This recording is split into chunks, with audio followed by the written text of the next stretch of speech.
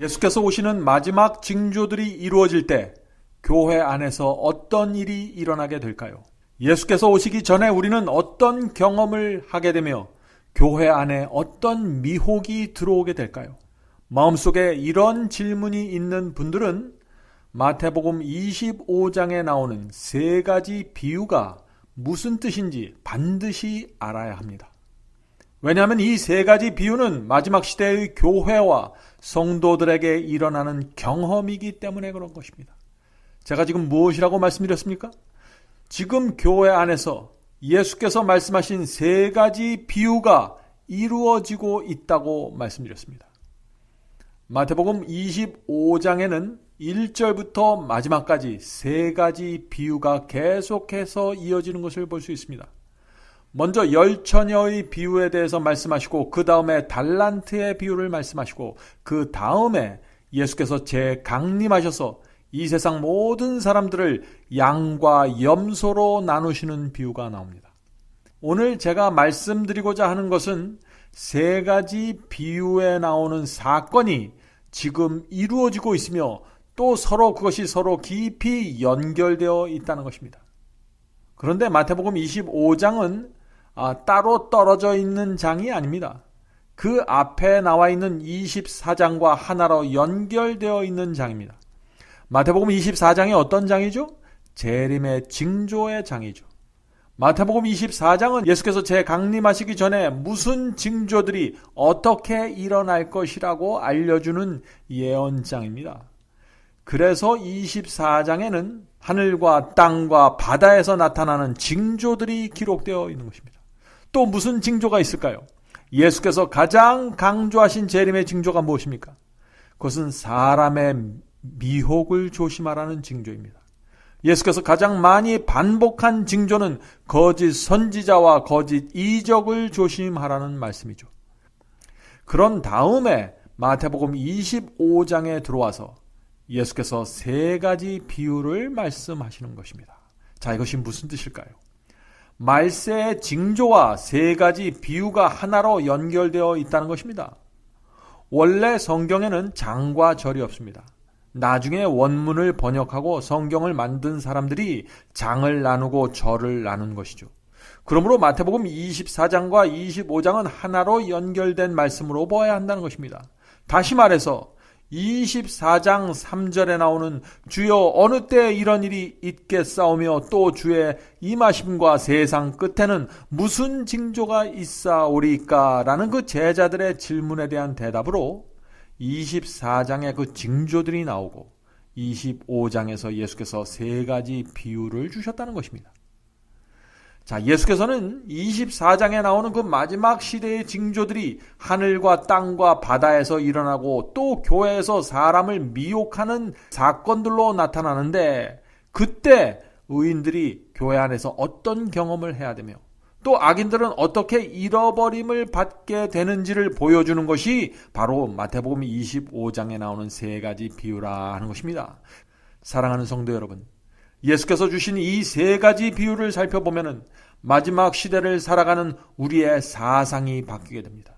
지금 우리가 어떤 경험을 해야 할지가 분명해지게 되는 것입니다.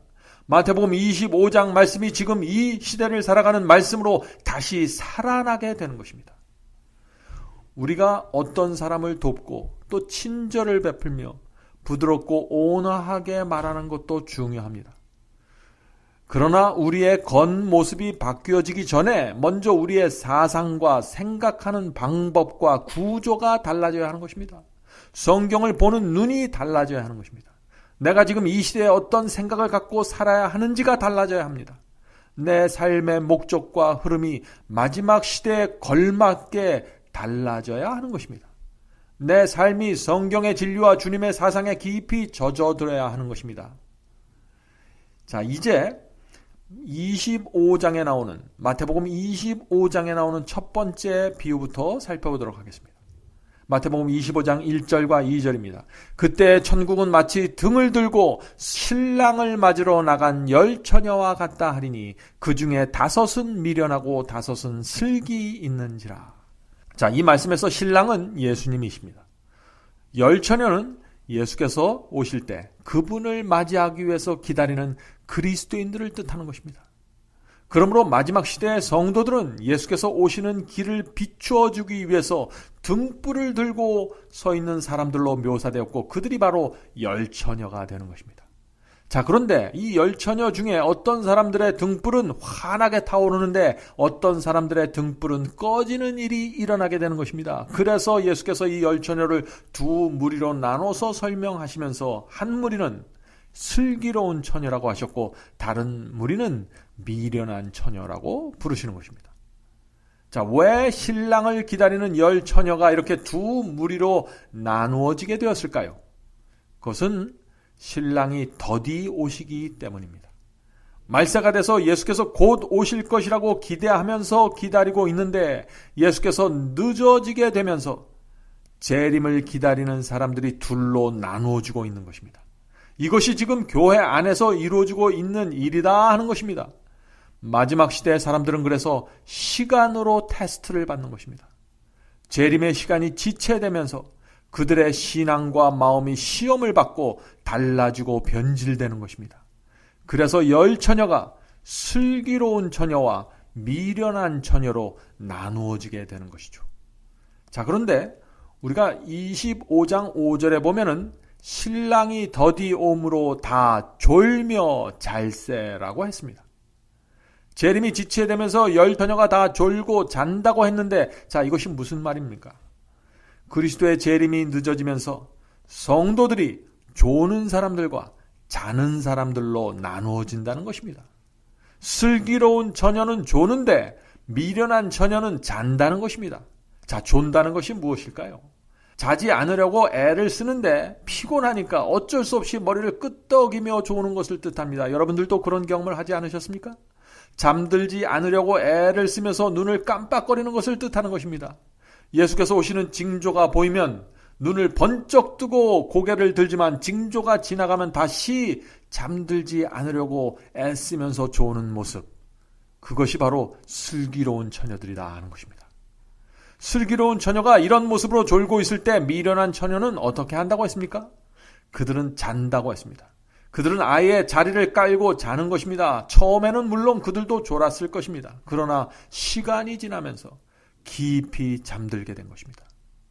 성도 여러분, 여러분은 지금 어떤 상태에 있습니까?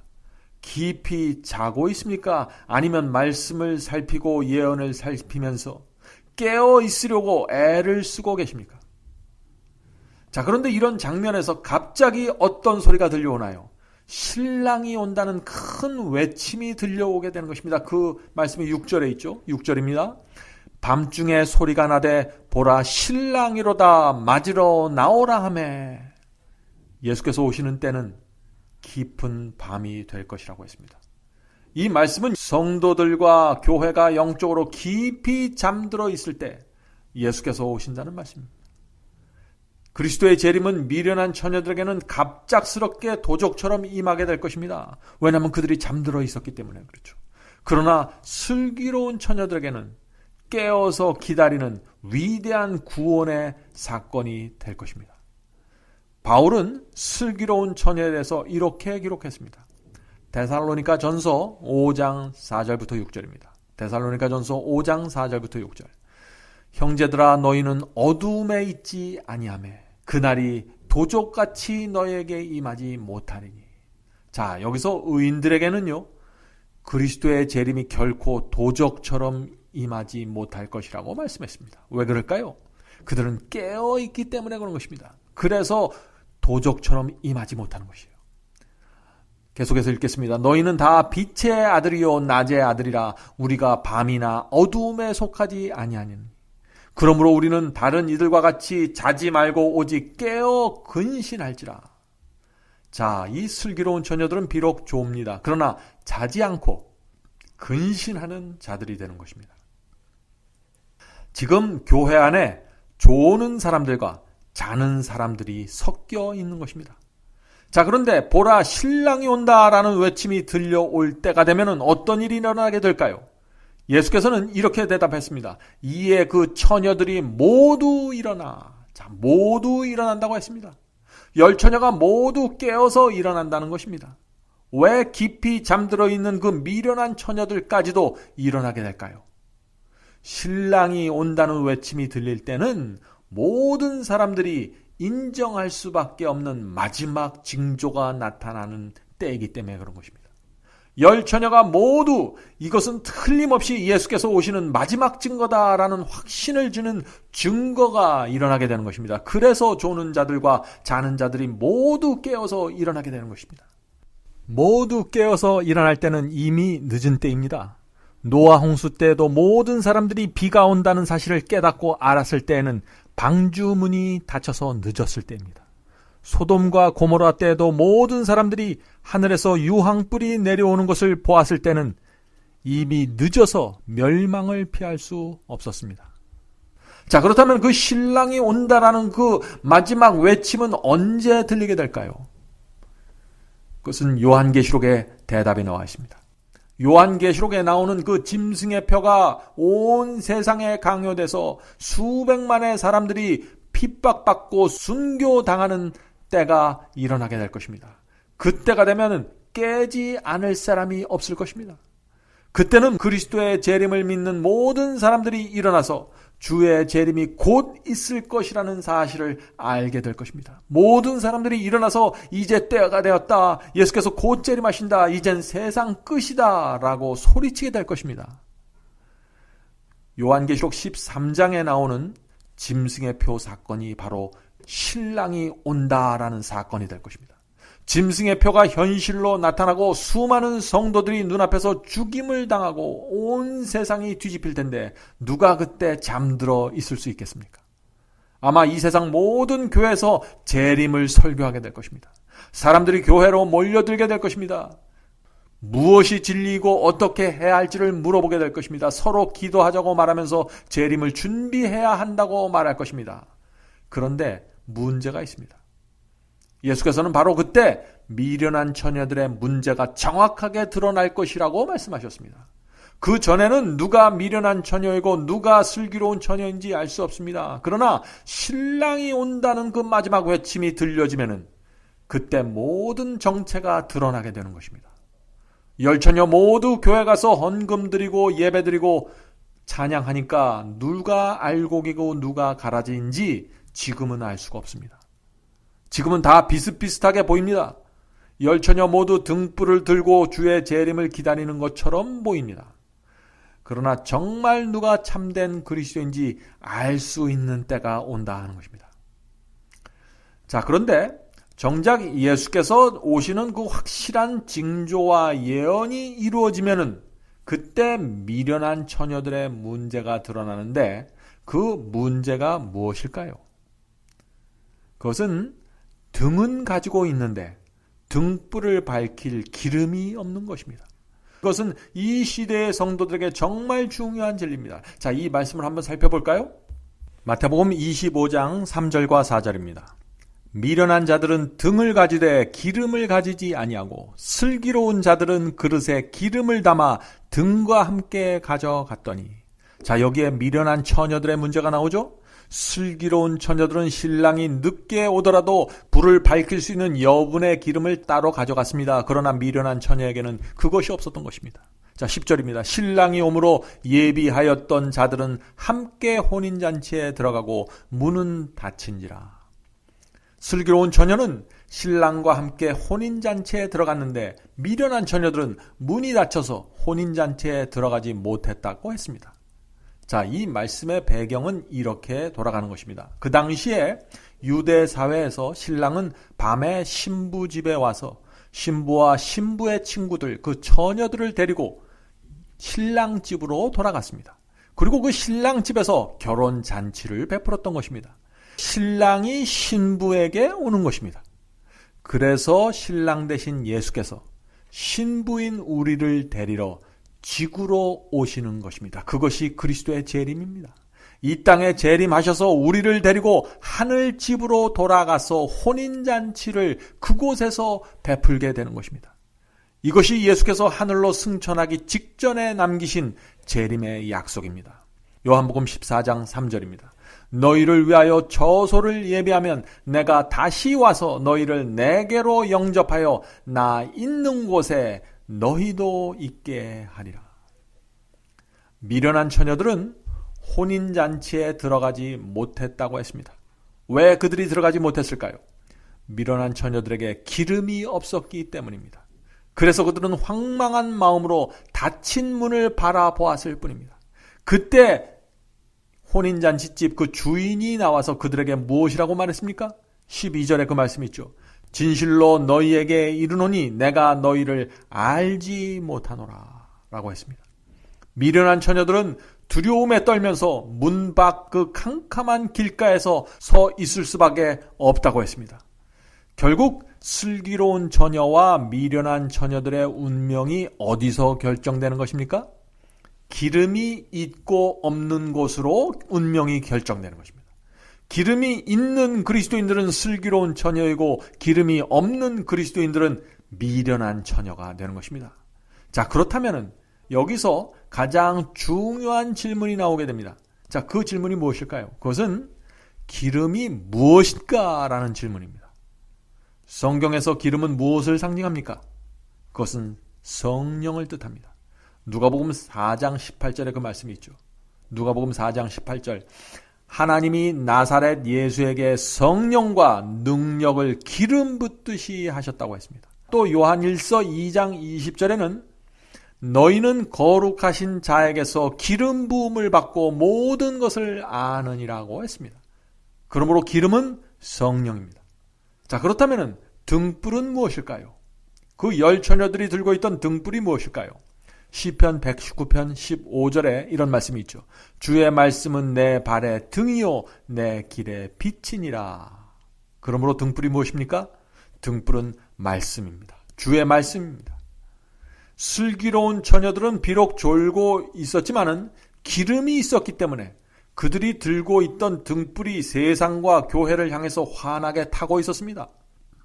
신랑 대신 예수께서 오는 길을 환하게 비추어 줄 수 있었습니다. 진리의 말씀을 붙잡고 빛과 소금처럼 살면서 성령의 가마를 사람들에게 전해주고 있었다는 것입니다. 사랑하는 성도 여러분, 기름이 있어야 등불이 타오르게 됩니다. 기름이 없으면 등이 있어도 아무 소용이 없는 것입니다. 불이 타오르지 않는 등은 전혀 소용이 없는 것이죠. 미련한 처녀의 문제가 바로 여기에 있었던 것입니다. 그들도 등은 가지고 있었습니다. 말씀에 대한 지식은 있었습니다. 그러나 기름이 없었기 때문에, 성령이 없기 때문에 그들이 갖고 있는 등불이 타오르지 않은 것입니다. 미련한 처녀들도 교리를 압니다. 말씀에 대한 지식을 갖고 있습니다. 그러나 성령의 기름이 없기 때문에 이 세상을 빛과 소금으로 살아가지 못하는 것입니다. 말씀의 빛으로 그리스도께서 오시는 길을 비추지 못하고 있는 것입니다. 미련한 처녀의 문제는 기도하고 말씀을 보지만 그 말과 태도와 삶에 성령의 은혜가 없는 것입니다.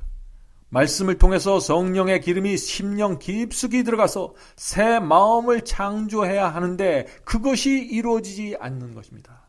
그래서 죄를 버리고 싶지만 버릴 수 없고 거룩한 말씀을 읽어도 세상을 자꾸 사랑하게 되는 것입니다. 그것이 기름이 떨어진 상태입니다. 요즘 기독교에서 쉽게 볼 수 있는 미련한 처녀들의 모습이 구약 성경에도 나타나 있습니다. 그 말씀이 에스겔 33장 31절에 나와 있습니다. 내 말을 들으나 그대로 행치 아니하고 이는 그 입으로만 사랑을 나타내고 마음은 이기적인 욕심을 쫓음이라. 자, 이 말씀이 무슨 뜻입니까? 하나님의 말씀을 듣고 알지만 그 말씀대로 살지 않는다는 것입니다. 하나님의 사랑을 많이 말하지만, 입으로 많이 말하지만 마음은 이기심과 욕심으로 가득 차 있다는 것입니다. 바로 이런 모습이 미련한 처녀의 모습이라는 것입니다. 사도 바울은 말세의 미련한 처녀들의 모습에 대해서 좀 더 구체적으로 설명하고 있습니다. 디모데 후서 3장 1절부터 5절입니다. 말세에 고통하는 때가 이르느니 사람들은 자기를 사랑하며 쾌락 사랑하기를 하나님 사랑하는 것보다 더하며 경건의 모양은 있으나 경건의 능력은 부인하는 자니 이 같은 자들에게서 내가 돌아서라. 자, 이 모든 문제들이 기름이 없어서 일어나는 것입니다. 성령의 기름이 없으면 말씀과 교리와 예언을 알아도 그것이 능력 있는 진리가 되지 못하기 때문에 우리를 변화시키지 못하게 되는 것입니다. 신랑이 온다는 큰 외침이 있을 때 기름이 없는 처녀들은 어떻게 할까요? 예수님은 그들의 모습을 이렇게 설명해 주셨습니다. 마태복음 25장 8절과 9절입니다. 이 말씀은 중요한 말씀입니다. 미련한 자들이 슬기 있는 자들에게 이르되 우리 등불이 꺼져가니 너희 기름을 좀 나눠달라 하거늘. 자, 지금 기름을 달라고 부탁하는 모습이죠. 슬기 있는 자들이 대답하여 가로되 우리와 너희가 쓰기에 다 부족할까 하노니 차라리 파는 자들에게 가서 너희 쓸 것을 사라 하니.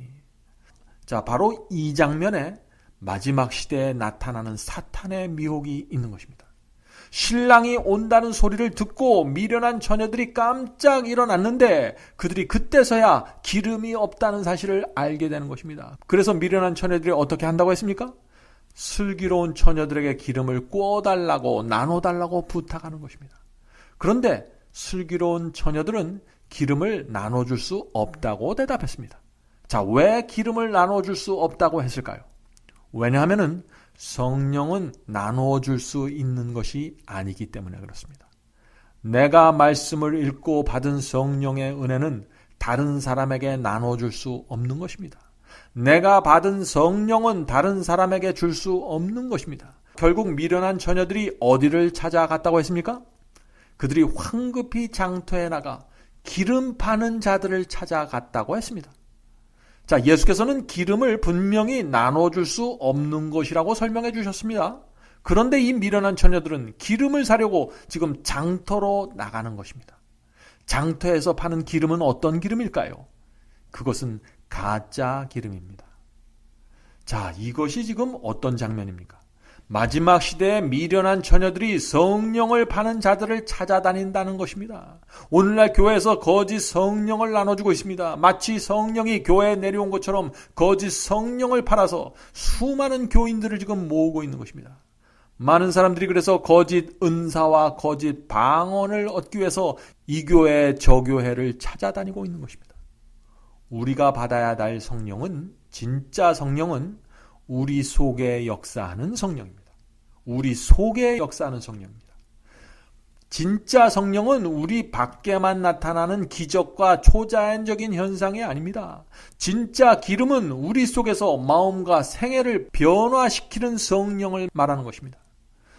진짜 기름은 말씀을 통해서 우리 속에 들어가 말씀을 생명수로 바꿔주는 성령의 역사를 뜻하는 것입니다. 그래야만 우리가 사망에서 생명으로 옮겨질 수 있는 것입니다. 그것이 마태복음 25장에 나오는 기름입니다. 그러나 지금 미련한 처녀들이 장터에 나가서 사려고 하는 이 가짜 기름은 겉에만 바를 수 있는 기름입니다.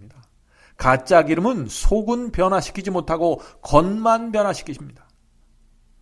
속마음은 세상을 사랑하고 욕심을 붙잡고 있는데 겉으로는 방언을 하고 귀신을 쫓아내는 것처럼 보입니다. 바로 그것이 가짜 기름입니다. 가짜 기름에도 물론 능력이 있습니다. 방언을 하는 것처럼 보이고 병자들을 고치는 것처럼 보입니다. 능력이 있습니다. 그래서 많은 사람들이 미혹당하는 것입니다. 가짜 기름을 바르면은 속은 돈을 사랑하고 정욕적인데 겉은 경건의 모습을 나타내게 됩니다. 가짜 기름에는 진리가 없고 순종이 없으며 변화가 없습니다. 열매가 없습니다. 가짜 기름에는 거짓과 허무함과 감정만이 있을 것입니다. 지금 기름 파는 자들이 교회 안에서 바로 그런 기름들을 나눠주고 있는 것입니다. 사단은 마지막 시대에 가짜 기름, 가짜 성령을 통해서 미련한 처녀들을 미혹하고 있다는 것이 지금 열처녀 비유가 우리에게 말해주는 경고가 되는 것입니다. 사랑하는 성도 여러분, 이제 곧 누구도 부인할 수 없는 재림의 징조와 예언이 이루어지게 될 것입니다. 그때가 되면 신랑이 온다는 큰 외침이 온 세상과 교회를 진동시킬 것입니다. 그때가 되면 온 세상을 미혹하는 가짜 성령의 역사가 놀라운 모습으로 우리 눈앞에 나타나게 될 것입니다. 그때가 언제입니까? 짐승의 표가 온 세상에 강요되는 때입니다. 사단이 미련한 처녀들을 미혹하는 장면이 그래서 요한계시록 13장에 나오는 것입니다. 요한계시록 13장 13절과 14절입니다.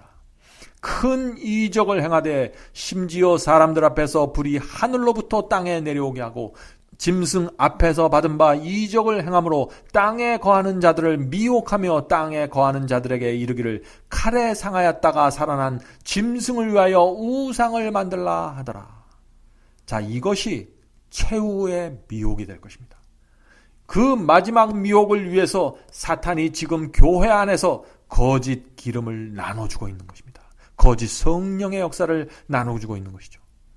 지금 거짓 기름을 찾아다니는 사람들은 그때가 되면 엄청난 기적 앞에서 미혹당하게 될 것입니다. 사도 요한이 무엇이라고 경고했습니까? 미련한 처녀들은 결국 사단을 위해서 짐승의 우상을 세우는 일에 참여하게 될 것이라고 경고했습니다. 사랑하는 성도 여러분, 예수께서 기름 파는 자들을 찾아다니지 말라는 그 경고를 결코 무시하지 말아야 합니다.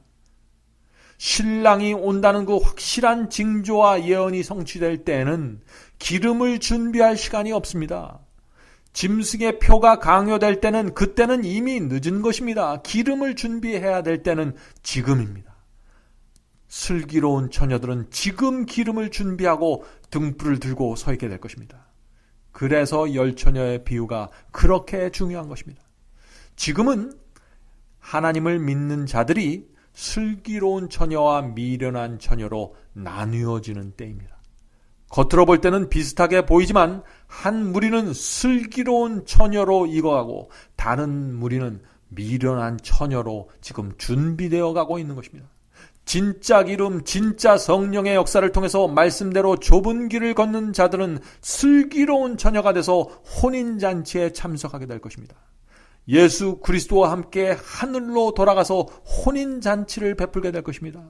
그곳에서 영원히 신랑 되신 예수님과 함께 살게 될 것입니다. 그 마지막 목적을 위해서 지금은 조금 더 고생하고 조금 더 가난할지라도 조금 더 불편할지라도 진리의 말씀을 붙잡고 살아가야 하는 것입니다. 우리가 받을 보상은 지금 받는 것이 아니라 예수께서 우리를 데리러 오시는 그 마지막 날에 받게 된다는 사실을 잊지 마시기 바랍니다. 자, 예수께서 마태복음 25장에서 주신 두 번째 비유를 살펴보겠습니다. 그 두 번째 비유는 14절에 나옵니다. 마태복음 25장 14절 15절 말씀을 읽어보겠습니다. 또 어떤 사람이 타국에 갈때 그 종들을 불러 자기 소유를 맡김과 같으니 각각 그 재능대로 하나는 금 5달란트를, 하나는 2달란트를, 하나는 1달란트를 주고 떠났더니. 자, 이 말씀에서 예수께서는 그의 종들에게 각각이 갖고 있는 그 재능대로 달란트를 맡기는 비유가 나옵니다.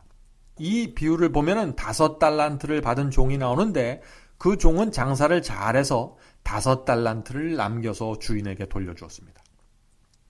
또 2달란트를 받은 종도 장사를 잘하고 이익을 남겨서 2달란트의 이익을 남겨서 주인께 바쳤습니다. 주인은 그 이익을 남긴 종들을 크게 칭찬했습니다. 자, 그런데 1달란트를 받은 종이 있습니다. 자, 그 종이 무엇이라고 말했습니까? 그 종은 주인을 두려워하여 나아가서 달란트를 땅에 감추어 두었다고 했습니다. 장사를 하지 않고 달란트를 땅속에 묻어서 전혀 이익을 내지 못했던 것입니다. 그래서 주인이 그 종에게 분노해서 어떻게 말했습니까? 마태복음 25장 29절과 30절에 이렇게 말씀이 되어 있습니다. 무릇 있는 자는 받아 풍족하게 되고 없는 자는 그 있는 것까지 빼앗기리라. 이 무익한 종을 바깥 어두운 데로 내어 쫓으라. 거기서 슬피 울며 이를 갈미 있으리라 하니라. 이 비유의 전체적인 뜻이 무엇일까요?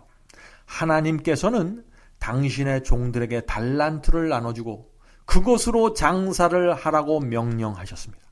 모든 사람들이 하나님께 재능을 받고 은사를 받았습니다. 우리는 그것을 활용해서 장사를 해서 이익을 남겨야 됩니다. 근데 그 이익을 남기는 것이 무엇입니까? 잃어버린 영혼을 구원하는 것입니다. 주인이 준 달란트로 장사를 해서 이익을 남긴다는 말은 잃어버린 영혼을 구원한다는 것입니다. 예수께서 왜 베들레헴의 그 냄새나는 마구간에 오셨습니까? 하늘의 왕께서 이 땅에 오셔서 처음 맡으셨던 냄새가 바로 말똥 냄새입니다. 왜 하늘의 왕께서 그런 곳에 오셨을까요? 그것은 오직 하나의 이유밖에 없는데 그것은 잃어버린 영혼을 구원하기 위해서입니다. 누가복음 19장 17절에 그 말씀이 있죠. 인자에 온 것은 잃어버린 자를 찾아 구원하려 함이니라. 예수께서는 잃어버린 양을 찾기 위해서 인간이 되신 것입니다. 그 목적을 위해서 하늘을 버리고 지구에 오셔서 십자가에 달려 돌아가신 것입니다. 그런데 지금 이 한 달란트를 받은 종은 장사를 전혀 하지 않아서 잃어버린 영혼을 구원하지 못한 것입니다. 그 이유가 무엇일까요? 종은 주인이 너무나 무서웠기 때문에 내가 장사를 할 수 없었습니다. 이익을 남길 수 없었습니다. 달란트를 땅에 묻어두었습니다. 그렇게 대답했습니다. 주인이 무서워서 아무것도 하지 못했다는 것입니다. 사도 바울은 바로 이런 신앙을 가진 사람을 가리켜서 무서워하는 종의 영을 받았다고 말씀한 것입니다. 로마서 8장 15절에 그 말씀이 있습니다. 너희는 다시 무서워하는 종의 영을 받지 아니하였고 양자의 영을 받음으로 아바 아버지라 부르짖느니라. 여기에 종의 영을 받은 사람이 있고 양자의 영을 받은 사람이 있죠. 그런데 종의 영을 받은 사람은 어떤 사람입니까? 주인이 무서워서 달란트를 땅에 묻어둔 사람입니다. 장사를 하지 않은 사람입니다. 이익을 전혀 내지 못한 사람입니다. 종의 영을 가지고 있다라고 말씀하신 그 사도 바울의 말씀이 무슨 뜻입니까? 종의 영을 받았다는 것은 주인이 무서워서 벌벌 떠는 그 노예의 정신을 가지고 있다는 뜻이죠. 주인이 주는 벌이 무서워서 주인 말을 따르고 주인 집에 살지만 주인의 눈치를 살피는 것이 종의 모습입니다. 종은 주인이 주는 그 삭슬 노리고 일하는 것입니다. 그래서 평생 주인 밑에서 열심히 일하지만 주인의 사랑과 은혜를 느끼지 못하게 되는 것입니다. 그것이 바로 종의 영을 받은 사람들이죠. 종의 영을 받은 그리스도인은 그래서 하늘 아버지와 참된 그 부자지간의 관계 속으로 들어가지 못하는 것입니다. 그래서 하나님을 아바 아버지라고 부를 수 있는 그런 마음을 갖지 못하는 것입니다. 종의 영을 가진 그리스도인은 구원받기 위해서 하나님 곁에 있고 멸망당하지 않기 위해서 교회를 다니게 되는 것입니다. 복받기 위해서 하나님을 믿고 형벌이 두려워서 교회를 다니게 되는 것입니다. 이것이 종의 영, 노예의 영을 받은 그리스도인의 모습이라는 것입니다. 이런 사람은 잃어버린 영혼을 구원하지 못한다는 것입니다. 왜냐하면 하늘 아버지와 성령으로 맺어진 관계가 없기 때문에 그런 것입니다. 아버지를 진정으로 사랑하고 존경하는 자녀는 어떤 말을 합니까? 이렇게 말합니다. 아버지를 행복하게 드리고 싶습니다. 아버지가 좋아하는 것이 무엇이죠? 아버지의 행복이 나의 행복입니다. 제가 어떻게 하면 아버지를 기쁘게 해드릴 수 있나요? 라는 말을 하게 됩니다. 그래서 사도 바울이 믿음을 어떻게 설명했습니까? 믿음은 하나님을 기쁘게 하는 것이라고 했던 것입니다. 그 말씀이 히브리서 11장 5절 6절에 나오죠. 히브리서 11장 5절 6절입니다. 믿음으로 에녹은 하나님을 기쁘시게 하는 자라 하는 증거를 받았느니라. 믿음이 없이는 기쁘시게 못하나니. 하늘 아버지의 자녀가 된 사람은 나를 기쁘게 하기 위해서 살지 않고 하늘 아버지를 기쁘게 하기 위해서 살아가게 되는 것입니다. 구원받기 위해서 말씀과 계명에 순종하는 것이 아니라 하늘 아버지를 기쁘게 하기 위해서 순종하게 되는 것입니다. 그것이 순종의 동기가 되는 것입니다. 사랑하는 성도 여러분, 무서워하는 종의 영을 받으면 아무리 많은 달란트를 받아도 잃어버린 영혼을 구원으로 인도할 수 없습니다. 왜냐하면 잃어버린 영혼을 구원하는 것은 교회 교인을 만드는 것이 아니기 때문에 그런 것입니다. 잃어버린 영혼을 구하는 것은 교인 숫자를 늘리는 것이 아닙니다. 만일 우리가 달란트로 장사해서 이익을 남기는 것을 단순히 교인 숫자를 늘리는 것으로 해석한다면 오늘날 작은 교회에서 신실하게 봉사하는 주의 종들은 모두 심판을 받고 주인에게 형벌을 받게 된다고 우리가 말해야 되는 것입니다. 우리가 성경을 그렇게 해석할 수 없는 것이죠. 사랑하는 성도 여러분, 잃어버린 영혼을 구하는 것은 슬기로운 처녀와 같은 경험을 가진 주의 종들이 할 수 있는 봉사입니다. 마태복음 24장과 25장이 서로 연결되어 있는 것처럼 마태복음 25장에 나오는 열처녀의 비유와 이 두 번째 달란트의 비유도 서로 연결되어 있는 것입니다. 성령과 말씀으로 등불을 밝히 들고 서 있는 그 슬기로운 처녀들이 이 두 번째 비유에서 바로 달란트를 가지고 장사를 잘해서 큰 이익을 남기는 주의 종들로 지금 나타나는 것입니다. 잃어버린 영혼들을 찾아서 하늘로 인도하는 그런 종들의 모습으로 나타나게 되는 것입니다. 한 달란트를 받은 종은 장사를 해서 이익을 전혀 내지 못했습니다. 장사를 전혀 하지 못한 것입니다. 왜 그렇게 되었을까요? 그가 가진 경험과 복음에 문제가 있었기 때문입니다. 거짓 성령과 거짓 복음으로는 영혼을 천국 문으로 인도할 수 없습니다. 물론 교회 안까지는 데리고 올 수 있습니다. 그러나 그 영혼을 하늘까지 인도하는 경험과 말씀을 줄 수 없는 것입니다. 기복신앙과 예수를 영접하고 믿기만 하면 구원받는다는 그런 복음으로는 교인을 만들 수는 있을지 모르지만 영혼을 하늘까지 인도할 수는 없는 것입니다.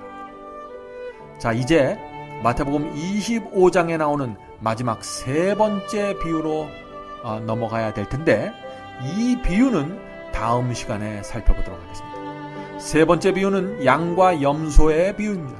자, 이 비유는 무슨 뜻이고 양과 염소는 어떤 사람들의 경험이며 그 세 번째 비유는 앞에 나온 그 두 개의 비유와 어떤 관계가 있을까요? 마태복음 25장은 지금 이 시대의 교회 안에서 일어나고 있는 문제를 우리에게 보여줍니다. 이 세 가지 비유를 정확하게 이해해야만 마지막 시대에 길을 잃어버리지 않게 될 것입니다. 그럼 다음 시간에 뵙겠습니다. 안녕히 계십시오.